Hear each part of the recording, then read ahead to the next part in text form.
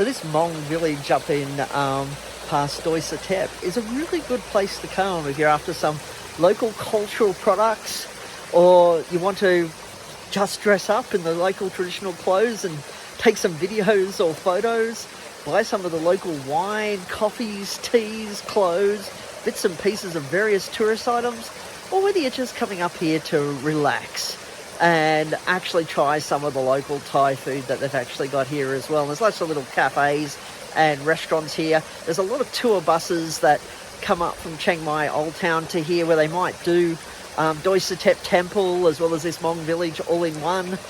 And yeah, you can get little package deals and stuff like that. To explore the garden here, it's about 20 baht each, so not too expensive. And I bought myself some local coffee for 240 baht. And yeah, I do like the mountain coffee. That's why I got myself some. I got the beans, I'll grind them later. But yeah, it's a nice, beautiful, peaceful area just to come up to the mountains here and walk. It's a windy drive up the mountains. And if you're on a motorbike, yeah, just watch yourself. The same with the car, because yeah, it's sort of like 2 lanes, 2-way, but it's like you're driving down a 1-lane road. But come here, give this place, check it out. You might actually like it, seeing some of the local culture. So I'm just going to take you through a walk in this place and tell you a bit about the history of this place. And it has got a museum here too, and a few different cafes. So this is a Mong village, Doi Pui Hmong village on the top of Doi Satep. Now, it's located in Doi Pui National Park. The village totals an area of almost 11 square kilometres of forest, agricultural land and residential area. Now, some information that I read online says that there is a population between 2 and 2,500 living in this village. Now, the Hmong are an ethnic minority that migrated to Thailand from China. Most of the people in this village belong to the Green Hmong subgroup. The Mong people settled in the location in 1975 after the government forced them to move from another place higher up in the mountain. According to other information, the Hmong founded the village in 1951. Over the years, the village has become a popular destination for local and international tourists alike. Depending on the time of year, you're going to get different sorts of flowers and plants that are there within the village. Like, I've been there during the wet season, as well as been in there during that period of November to January. And during that period, you're going to see some beautiful floral sort of decorations and gardens around the actual village.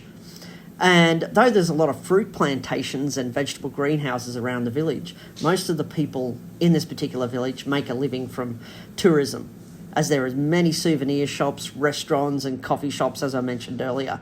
And the villagers have created, as I mentioned, flower gardens and other photo opportunities for visitors. In some areas, you can also rent costumes and dress up in traditional Mong costumes if you want to get some good photo opportunities. Though a lot of the buildings in this particular place are all made out of concrete and bricks and stuff like that, when you go into the museum area, you will get a bit of a glimpse of some old photos and other parts of history of this particular village as well.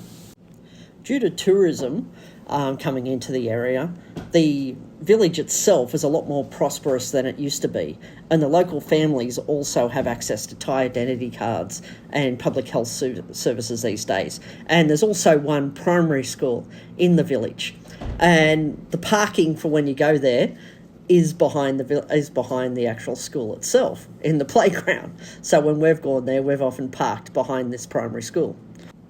When you look at some of the online information too, it seems most of the population started moving here after World War II.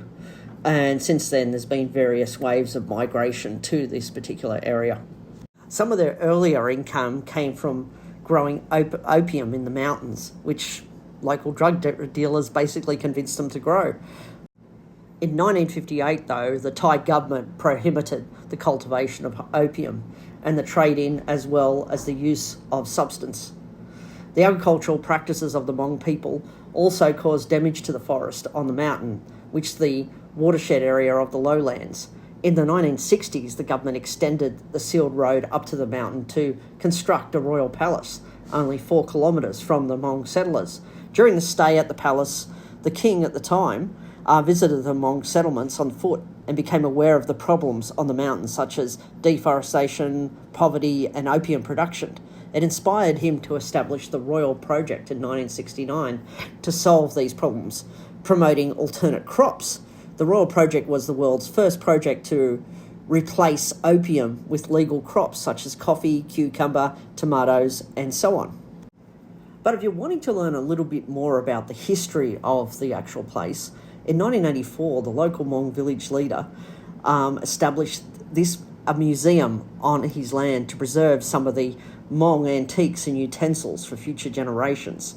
The leader at the time was afraid that visitors would buy them and take them away. He started to collect items from the villagers and use his funds to buy them and display them in a museum that's located within the village for about a fee of 10 baht per person at the time to enter. The museum has suffered from a lack of visitors during the pandemic, COVID period. But post-COVID, it has started to see an influx of visitors coming back to the village again. And having walked through it myself, if you're wanting to learn about the history and you want to know more about the traditional lives of the Hmong people, then walking into this museum is going to be interesting for you, especially if you like learning about culture and traditional sort of ways of living. In the times I've actually visited this place, which has been several times taking friends up there, I've often enjoyed just walking around the gardens, taking a few nice photos, sitting there relaxing, having a coffee, trying the good food. And I actually did buy some coffee when I was up there as well, just coffee beans just recently. And and they've also created this beautiful little cafe down in the valley. And I'll show you this cafe as we get a bit more into the video. And a little bit of a hike down, and a little bit of a hike up, I'm just going to say. But it's still quite beautiful and relaxing down there. And so it is worth a trip, but you're going to get up there by the red buses in Chiang Mai, or you're going to drive your car up or drive your motorbike up to this area. There is parking, but if you're with a group and you don't want to drive or you don't want to ride a motorbike, then negotiate with one of the red tourist bus who will bring you to this area and wait for you till you're finished checking out the village. And get yourself a bite to eat. Like, don't eat before you get there, because there is the little cafes and restaurants there where you can try some good local Thai food. And I don't mind the coffee there either. It's quite nice. And also some great photo opportunities just in front of some of the flowers and garden decorations as well. But I find it relaxing overall, just being amongst nature and the mountains here. Now, if you're looking at actually paying for a set tour, you can get sort of half-day tours to the mountains, which cover the Doi temple as well as the Mong village. Now, they say it's about 4 hours in total that you're paying for, and it's going to cost about 39 Australian dollars per person. So that's to give you a little bit of an idea if you're going up there to explore. Other sites do offer it for about close to $50. It just depends on where you're actually checking out and what you're going to do up there and what tour company you go with, really. But if you're going to do the trip up here, it could be worthwhile doing the Doi temple, as well as the palace, as well as the village. Now, a trick if you're going to go to the palace up there, wear long pants if you're going to the palace, because they won't let you walk around that palace in shorts. Though you can rent pants there if you're going into the palace as well on the way up there. So you do a tour like Hmong village and Doi Satep, and if you can fit in the palace, or if it's actually open to the public on the day, then yes, get in there and give it a check out as well. And if you're on a motorbike, go for a bit of an explore further up the mountain, because there's some great lookout points past this particular village. So instead of turning left into the village, you continue to go up the mountain a bit, and there's some great village viewpoints looking down at the actual village itself. So the village itself is quite interesting to explore, whether you're exploring the museum or the beautiful gardens, just to take some nice photos. There's also been some additions to this place, so it seems to be constantly developing since I was last here. So we've got a little cafe that we're going to check out whilst we're actually here too. That's down, following the waterfall right down to the bottom of the creek here. So let's go, and it is a bloody big walk. So tune in, you're going to see where we're going.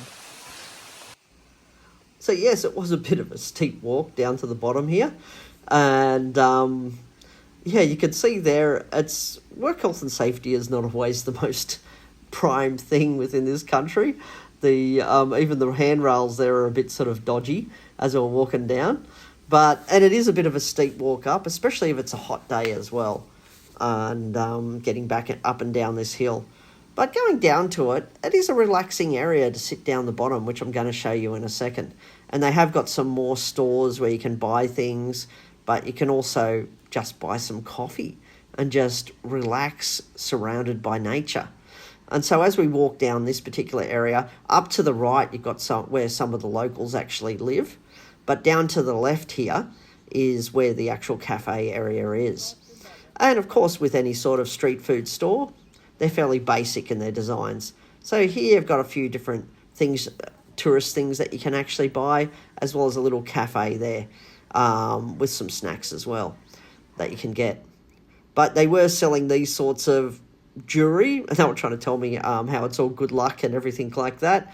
But I wasn't really interested in buying jewelry. My main goal was to get down to the bottom here, where we could sit, have a coffee, and relax a little bit.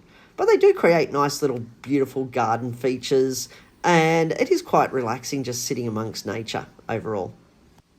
I think they tried to create a little bit of a Chinese theme with these sort of red poles, sort of walkways that you can walk through down to the actual waterfall area.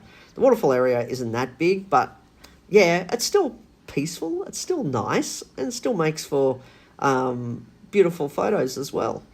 But so we walk down to this area here. Down the right there, people can sit and have coffee. But most people, there's someone dressed in the traditional clothes as well. You can get yourself dressed up if you want to get some nice photos down amongst the flowers and everything like that. I think Anne's done it before where she's rented one of those costumes and then taken photos walking around in them. But yeah, you got these little red bridges here. And that walkway goes up to the bottom of the waterfall where you can sit and take a photo.